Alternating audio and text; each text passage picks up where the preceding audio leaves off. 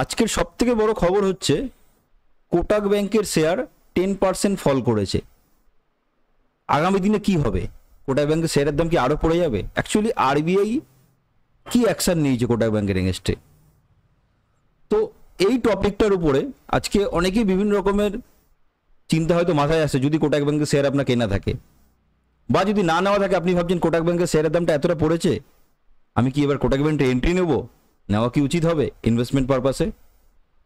এই সব প্রশ্নের উত্তর কিছুটা ফান্ডামেন্টাল পার্সপেক্টিভ আর কিছুটা টেকনিক্যাল চার্ট পার্সপেক্টিভ থেকে এর উত্তরটা আজকে আমি খোঁজার চেষ্টা করব। তো চলুন, ফান্ডামেন্টাল দিক থেকে কোটাক ব্যাংকের কি ক্ষতি হতে পারে? এটা কি পার্মানেন্ট প্রবলেম না টেম্পোরারি প্রবলেম? চলুন একটু দেখে নিই।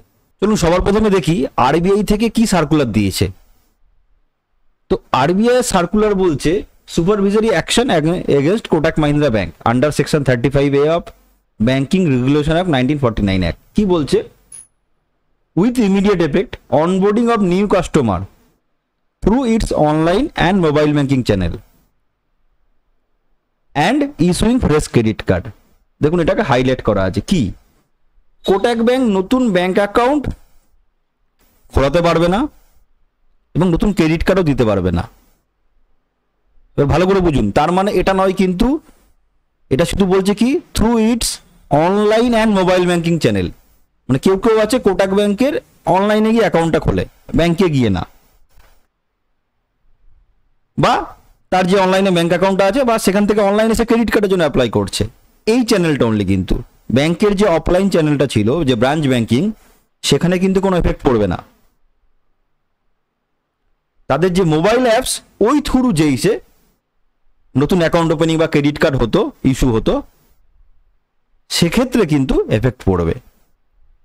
কেন সেটা কি দিয়েছে দেখুন। This action are necessitate based on significant concern arising out of reserve bank IT examination. Reserve ব্যাংকের যে আইটি ডিপার্টমেন্ট তারা এক্সামিনেশন করেছিল of the bank of the years 2022 and 23 and the continued failure on part of the bank to address this concern in a comprehensive and timely manner. ওদের IT অডিটের যে data bank পেয়েছে, সেখান থেকে glitch দেখতে পেয়েছে ওদের অ্যাপসের মধ্যে। একদিক থেকে অ্যাজ এ কাস্টমার কিন্তু আমাদের জন্য ভালো এটা, কারণ আলটিমেটলি দেখুন এখন সবই ডিজিটাল। তো কোথাও না কোথাও যদি ডিজিটাল প্রাইভেসি বা ডিজিটালের জায়গাটা নড়বড়ে থাকে, সেক্ষেত্রে কিন্তু আমাদেরই লস। সেক্ষেত্রে আরবিআই এই জায়গাটা খুব ভালো করে দেখছে। তো ফুল বিজনেসে কিন্তু এফেক্ট পড়বে না, মেনলি কিন্তু অনলাইন যে অ্যাকাউন্ট, যেমন ওদের 811 বলে একটা অ্যাকাউন্ট আছে, কিন্তু ভালো অনেক, ইভেন আমারও আছে, ওই অ্যাকাউন্ট থ্রু কিন্তু ওই এখানে আর নতুন কাউকে অ্যাকাউন্ট ওপেনিং করাতে পারবে না। ঠিক আছে, এই ধরনের ওদের এগেইনস্টে কিন্তু অ্যাকশন ব্যাংক নিয়েছে এবং ওদেরকে ইমিডিয়েটলি এই জায়গাগুলোকে রিজলভ করতে হবে, তারপরে গিয়ে আবার নতুন করে পারমিশন পাবে। এইবার চলে আসি যে ওদের এই অনলাইন চ্যানেল থ্রু নতুন ব্যাংক অ্যাকাউন্ট বা সেই ব্যাংক অ্যাকাউন্ট থেকে যে লোন যেগুলো ইস্যু হয় বা ক্রেডিট কার্ড কতটা হয়, সেটা আমি একটু লাস্ট 3টে কোয়ার্টারের ব্যালেন্স শিটটা একটু দেখবো। চলুন দেখি কি অবস্থা ওখানে। এই হলো লাস্ট 3টে কোয়ার্টারের ব্যালেন্স শিট। লাস্ট কোয়ার্টারের রেজাল্ট এখনো বেরোয়নি। এখানে আছে ডিসেম্বর 2023, ডিসেম্বর 2022 আর লাস্ট কোয়ার্টার সেপ্টেম্বরে যেটা আছে। এটা 3টে ইসের আছে, একটা হচ্ছে ইয়ার অন ইয়ার, একটা কোয়ার্টারের আছে। তাতে যদি দেখি আমরা লাস্ট কোয়ার্টার সেপ্টেম্বর 2023 এটা একটা, তো তাতে ওদের টোটাল যে লোন বুক আছে, তাতে দেখুন ক্রেডিট কার্ডের টোটাল লোন বুকের যদি দেখি, টোটাল লোন বুক কত? 3,48,284 কোটি টাকা। সেখানে ক্রেডিট কার্ডের হচ্ছে 12,597, মানে নিয়ার অ্যাবাউট 3 to 4% ইম্প্যাক্ট এখানে যদি দেখতে পারি। পার্সোনাল লোনের জায়গাটাও অন অ্যান এভারেজ তাই, ওই মোটামুটি 6%-এর কাছাকাছি। তো ব্যালেন্স শিটের পার্সপেক্টিভে কিন্তু খুব একটা ইম্প্যাক্ট দেখা যাচ্ছে না।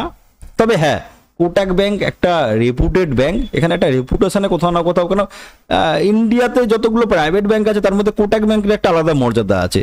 তো কোথাও না কোথাও এটা একটা কালিমা লিপ্ত হলো। তো এটা হলো কিছুটা আপনার রেজাল্টের ফান্ডামেন্টালের জায়গা। ঠিক আছে, এবার দেখি টেকনিক্যাল চার্টের পার্সপেক্টিভে, সেখানে টেকনিক্যাল চার্ট কি বলছে, চলুন সেটা একটু দেখি। তো চার্টের পার্সপেক্টিভে যদি দেখি, দেখুন 2020 বিফোর কোভিডের হাই ছিল 1740 টাকা ফেব্রুয়ারি 2020, আর মার্চে লকডাউন হলো, সেখান থেকে ফল করলো। তো জেনারেলি এখন যে রেটে আমরা পাচ্ছি, প্রি কোভিড রেটে পাচ্ছি কোটাক ব্যাংকে। তারপরে লাইফ টাইম হাই করলো 2253। এবার প্রশ্নটা হচ্ছে এখান থেকে কি বাই করা যায়? বা অলরেডি যদি থাকে সেখানে কি এভারেজ করা ঠিক হবে? সেই হিসাবে যদি দেখি, কোভিডের পর ফল করে 1001 টাকা এসেছিল, সেখান থেকে র্যালি করে আবার অক্টোবর 2020 দিকে বিট করে। তো মোটামুটিভাবে এই ক্যান্ডেলটা যেটা আছে, এই ক্যান্ডেলের লো আছে হচ্ছে 1535, এই অবধি কারেকশন হয়ে আসতে পারে। আর আপনি দেখবেন যে কোনো স্টক যখন এই ধরনের নিউজে পড়ে হুট করে কিন্তু ঘুরে যান। আপনি এইচডিএফসি ব্যাংকের রেজাল্টের পর দেখুন ওইখানে ঘোরাফেরা করছে, ম্যাক্সিমাম টাইম কারেকশন করছে। তো হুট করে ঘোরার চান্সেস খুব কম। আমি যদি ফান্ডামেন্টাল কি হবে, আগামী দিনে কি আরবিআই অ্যাকশন নেবে, আই ডোন্ট নো। বাট যদি চার্টের পরিপ্রেক্ষিতে দেখি 1535 সে নিচে যদি কোনোভাবে চলে যায়, সেক্ষেত্রে মেজর কোনো ইস্যু হতে পারে। সেক্ষেত্রে 1200 বা এই যে 1055 যে ট্রেড লাইনটা জানা আছে এখানেও চলে আসতে পারে। তো 1535 একটা জায়গা এই অবধি আসলেও আসতে পারে, মানে এখানে 1602 তো আজকে লো করেছে, আরও 100 টাকা ধরুন, এখন 1642 ক্লোজ করেছে, আরও 100 টাকা আসলেও আসতে পারে। ঠিক আছে, তবে এখানে ডিসক্লাইমার হিসাবে বলি, আমি কোনো টেকনিক্যাল অ্যানালাইসিস নই, আমি জাস্ট আমার যেটুকুনি মার্কেটের নলেজ সেই বেসিসে বললাম। আপনি আমার কথার পরিপ্রেক্ষিতে যদি বাই করেন বা সেল করেন, তাতে যদি প্রফিট বা লস যাই হয়, তার জন্য কিন্তু আপনি টোটাল রেসপন্সিবিলিটি থাকবে আপনার। আমি জাস্ট আমার দৃষ্টিভঙ্গি দিয়ে আমার যেটুকুনি 17 বছর এক্সপিরিয়েন্স সেখান থেকে এক্সপ্লেন করার চেষ্টা করলাম। তো ওভারঅল যেটুকু দেখতে পাচ্ছি 1535 একটা গুড সাপোর্ট লেভেল, ওই অবধি আসলেও আসতে পারে। এখন অবধি দেখতে গেলে 1626 লো ছিল 2021-এর, সেটাকে আজকে ইন্টারডেতে ওপেনিংয়ে ব্রেক করেছে, কিন্তু ক্লোজ দিয়েছে উপরে।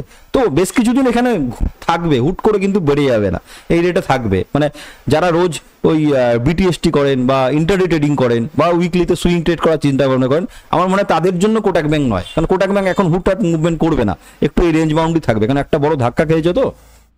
তো এটাকে মেনে চলুন।